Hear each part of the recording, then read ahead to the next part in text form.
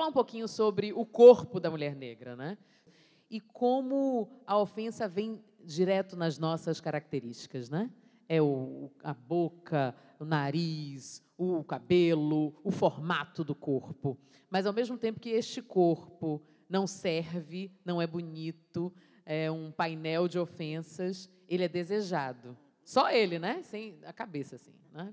Cortem a cabeça delas, mas deixem as formas, né? Deixem as curvas, deixem o contorno e a maciez, né? A quintura, o mito da mulher negra, que é mais quente. E, por isso, Lamartine Babo e tantos outros, né, dizem e cantam e cantavam as nossas especificidades sexuais. Para ser assim, elegante. Não foi elegante? Foi elegantérrima. Como é que você lida com isso, Gabi Amarantos? Eu já lido de uma forma mais tranquila. Hoje, quando o Zezé estava contando aqui a história da personagem, eu vivi isso na vida real, né? Porque meu marido é branco. E quer dizer, a gente nem anuncia essas coisas, né? A gente vai com o bofe, a revista faz a foto, e aí, está namorando bofe gringo. E aí, nossa, só pode estar pagando, né, para estar pegando esse bofe. E todos esses absurdos que a gente escuta. E essa questão da hipersexualização da mulher negra, eu acho que a gente precisa ressignificar isso. Eu conheci umas meninas lá do Rio de Janeiro que têm um movimento de mulheres. Elas são sociólogas, antropólogas, advogadas, são mulheres inteligentíssimas e elas são dançarinas de funk. Então, a gente olha para uma dançarina de funk ou para uma mulata, aquele mito da mulata globeleza, a mulata da escola de samba, sambista, passista, e a gente acha que aquela mulher, por ela ser sexual e sensual, ela não pode ter o nível de escolaridade, ela não pensa, ela não pode ser inteligente. Tipo, essa mulher aqui é socióloga, antropóloga, não, ela dança. E aí essas meninas, elas estão com um movimento novo. Tem uma festa que chama Bate-Cu, e tem um movimento cultural de resistência de mulheres negras, de mulheres trans, e elas estão se reapropriando da questão da sexualidade, dizendo, sim, a gente é sensual, a gente é gostosa, a gente é inteligente, e a gente é assim, e aceitem e lidem com isso, porque a gente é assim. Eu não abro mais mão da minha sensualidade, eu não abro mão do meu rebolado, eu não abro mão do meu sambar, porque as pessoas vão me hipersexualizar. As pessoas é que tem que... Aconteceu uma coisa muito louca no programa. Uma mulher esteve lá, e aí ela falou sobre... ela é antifeminista. E... tem que rir, né? Porque não dá para acreditar que mulheres reverberando, repercutindo o machismo. Infelizmente existe, porque, enfim... muito ligadas a grupos religiosos. A gente sabe que existe esse plano cristão que quer dominar a política, quer dominar tudo. E aí, essa mulher que estava no sofá, ela falou sobre que é um saco esse negócio, que agora tudo é assédio. E que nós, mulheres, temos que ser responsáveis pelo que nós provocamos nos homens. Então, tipo... ela falando, porque eu trabalhei muitos anos na televisão e nunca fui assediada, porque eu nunca me dei, eu sempre me dei o respeito. E eu aqui com cara de paisagem, assim, tipo, querendo dar uma porrada não pode bater na outra. Mas eu assim, tipo, meu Deus, o que é que eu vou falar para essa pessoa? Nessas horas é melhor ficar até calada, porque senão cria um embate. E a gente tem essas questões dentro do nosso movimento, né? E aí eu falei, nossa, eu acho que a gente tem que fazer os homens entenderem e educá-los. Eu tenho um filho de 9 anos, para entender que o corpo da mulher não é um objeto sexual que ele vai chegar e que ele vai se apropriar, porque ele não é dono daquele corpo. Será que não somos nós que temos que mudar o olhar dos homens? Por que nós que temos que nos tolir para que não sejamos assediadas ou atacadas. É muita falta de conexão o país que mais, um dos países que mais mata mulheres. Eu sou de um estado que tem um caso muito sério, são as meninas balseiras do Marajó, meninas que, a partir dos 6 anos de idade, já se prostituem, porque elas entendem que a única forma delas saírem daquele lugar de miséria, onde tem o menor índice de desenvolvimento humano, infelizmente no estado do Pará, elas entendem que aquilo é a única coisa que elas podem fazer para ter uma vida melhor, é se prostituir. Então, uma pessoa que é totalmente desconectada dessa região e dessas situações que acontecem no nosso país, porque nós somos privilegiadas, mas a gente sabe o que acontece na realidade. A gente não está na bolha, a gente já furou a bolha, a gente olha para o nosso redor.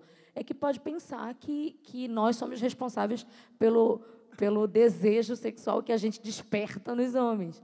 Então, acho que a gente tem que se apropriar disso, sabe? A gente, mulher que é sensual, ser sensual, e a gente tem que educar, e a gente tem que, ao invés de fazer uma cartilha do Itamaraty, que fez uma cartilha na Copa do Mundo dizendo como que a comunidade LGBTQ tinha que se comportar lá na Rússia, tinha que fazer uma cartilha para os machos héteros, médios, escrotos, entenderem que o nosso corpo é nosso e que eles não podem se apropriar dele. Zezé, na sua trajetória, né, na sua carreira, você sempre lidou com o corpo, né, com a nudez, e, sobretudo, assim, muito de boa, muito tranquilamente. E eu me lembro, assim, a primeira vez que eu vi Chica da Silva, eu falei assim, gente, é isso, né? Naquela cena que ela chega assim. E eu falei, rapaz, maravilhosa. Não quero nem saber se a Zé Mota fez, por que eu não vou fazer? Então eu comecei a entender que o corpo da gente era um manifesto, né? Exatamente, é um ato político. E que a gente pode exatamente dizer o que a gente quer com ele. E eu fico imaginando lá, aquela época, Chica da Silva nua, cinema, telão, milhões de países. Como foi? Foi complicado. Foi complicado porque Chica da Silva ficou no imaginário masculino, né? Para você ter uma ideia, teve uma vez que eu quase fui sequestrada por um taxista. Juro. Ele reconheceu a voz. Eu entrei no táxi, falei, boa noite, quero ir para tal lugar. Ele, boa noite. Aí, daqui a pouco ele, espera aí, eu conheço essa voz. Aí olhou pelo retrovisor, é você. E eu era uma época que eu usava mini saia, não sei o quê, tereré, tereré. Estava lá eu de mini saia, assim. Daqui a pouco, quando eu vi, ele estava dirigindo com uma mão e já com a outra tentando me apalpar. E furando os sinais. Acelerando. E eu falei, meu Deus, eu estou perdida. Como é que eu vou fazer? Aí, felizmente, num dos sinais em Copacabana, tinha um guarda na esquina, ele teve que parar. Aí eu abri a porta do carro e saí, nem comentei com o guarda, fui embora correndo, não paguei, né? Já tinha passado a mão na minha perna. Tá pago. Mas foi meio complicado. Aí eu passei por uma situação parecida com um relato seu, que foi o seguinte, todo mundo cismava, porque, assim, como confundem pessoa com personagem, né? Sim. Então, eu tinha o dever de ser Mulher Maravilha na cama, porque não podia decepcionar o parceiro. Não podia decepcionar o parceiro. E aí, o que aconteceu? O meu prazer não existia mais, ficava de lado. Tinha só que, sabe? Fazer a odalisca. E aí eu tive que procurar um analista. Gente. Tive que procurar um analista. Você é diretora de um documentário, né? A Rainha das Américas, que fez essa reconstituição da aparência de Chica. Ainda não aconteceu. Eu fui convidada e ainda não aconteceu. Mas aconteceu uma coisa muito louca, né? Porque ela foi desenterrada, os ossos foram para os Estados Unidos e eles querem saber que cara tinha A Chica. a Chica. Eu fiquei muito impressionada de ainda... Eu tô chocada, mana. Ou então bebam Eu tô água, chocada. porque a gente vai colocar mais uma Mas nessa roda de um conversa. choque positivo com todas Sim, essas sim, histórias, claro, né? claro. Não, Um choque histórico. Não, e tem uma mineira no meio dessa história, mas está tendo um probleminha com a justiça, porque alguém está querendo se apropriar do projeto, é uma confusão. Tá, ok. Mas a ideia seria desenterrar o João Fernandes também e enterrar os dois juntos. Olha que coisa incrível. Babado. É. E aí só Babado, vem a confusão e música. gritaria. Só vem a música. Olha, agora a nossa conversa vai para reflexões mais gerais da atualidade. E para isso temos mais uma novidade. Vocês viram que o tempo todo aquela cadeira ali, ó. Pois é. Vamos chamar mais uma integrante para essa roda de mulheres. É especialista em arte, moda e contemporaneidade pela University of Arts de Londres. University. É criadora da campanha Deixa o Cabelo da Menina no Mundo e também idealizadora do portal No Brasil e do Afrotranscendence, um evento que reúne artistas negros de diferentes linguagens para fazer reflexões relacionadas às suas realidades. Ô, Diane Lima, venha para cá! A prática curatorial tem sido uma forma de pensar como que a gente consegue pautar a estética negra, como a gente consegue romper os estereótipos, fraturá-los. Eu vi a discussão um pouco antes de vocês sobre a estética, e é sempre muito interessante notar que esse racismo ao qual a gente está falando, ele vem de um lugar estrutural. Então, eu tenho dito que o trabalho que eu venho fazendo, antes de tudo, ele não se refere apenas a combater o racismo, mas a destruí-lo. Porque, para que eu possa criar, eu preciso destruir antes.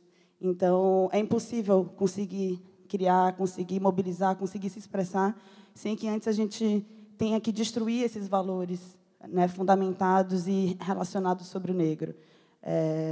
E como que essas noções de visibilidade e invisibilidade, elas acabam se construindo por esses valores, né, pautados, sobretudo, com a produção de conhecimento. Como é que se faz isso, assim, né, para que a gente passe esse bastão de geração a geração? Eu acho que é importante pensar que as imagens, a cultura visual, de um modo geral, elas são o espaço escolhido por essa hegemonia ocidental para materializar esses valores subalternizantes e negativos sobre o negro.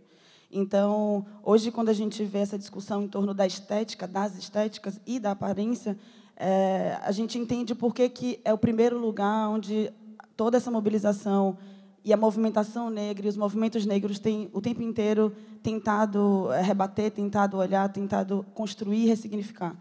Então, eu acho que é muito importante a gente continuar criando imagens, criando significados, pensando a produção de conhecimento, a transmissão de conhecimento e olhando para as nossas casas, o lugar onde eu tenho dito que é o epicentro dos processos de criação. Porque se os nossos saberes eles não estão nos livros, se eles não estão nas escolas, se eles não estão nas instituições, onde eles estão?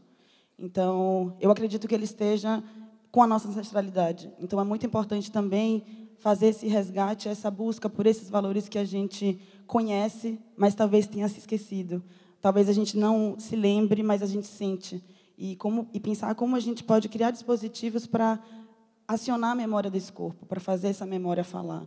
Zezé e Gabi, o que vocês percebem, hein? Não só, claro, do movimento de vocês como artistas, mas desse caminho, né? Desse vai e volta, da que a vida é bumerangue mesmo. A minha forma de poder fazer com que a gente possa pensar mais adiante é cada vez mais, além de colocar mulheres negras na minha banda e todas as questões que, é claro, são importantes, mas é cada vez mais comprar produtos de marcas aonde eu me enxergue, aonde eu veja que tem a minha representatividade.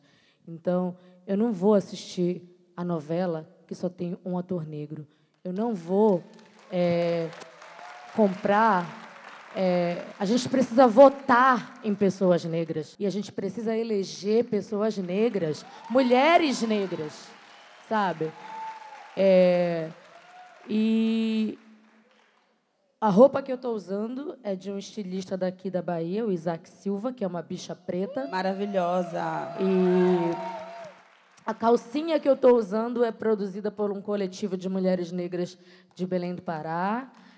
Os brincos que eu estou usando são de uma marca de mulheres negras. O meu dinheiro, o nosso dinheiro tem poder. A gente tem dinheiro, a gente é consumidor. E eu acho que eles só vão entender quando a gente tocar na questão do bolso. Zezé. Olha, depois Você mandou eu falar, eu falei. dessa aula que a gente teve, Meu amor, está tudo dito, está tudo dito. A sua resposta está muito bem respondida pela nossa Gabi, eu acho. Amores, eu quero agradecer muitíssimo a Zezé Mota! Maravilhosa, Gabi icônica! Amarantos! Giane Lima! E a vocês! Muitíssimo obrigada sempre! Eu já tô... Abre as asas sobre mim. Ela vai cantar, minha gente. Senhora Liberdade, eu fui condenado sem merecimento por um sentimento, por uma paixão violenta.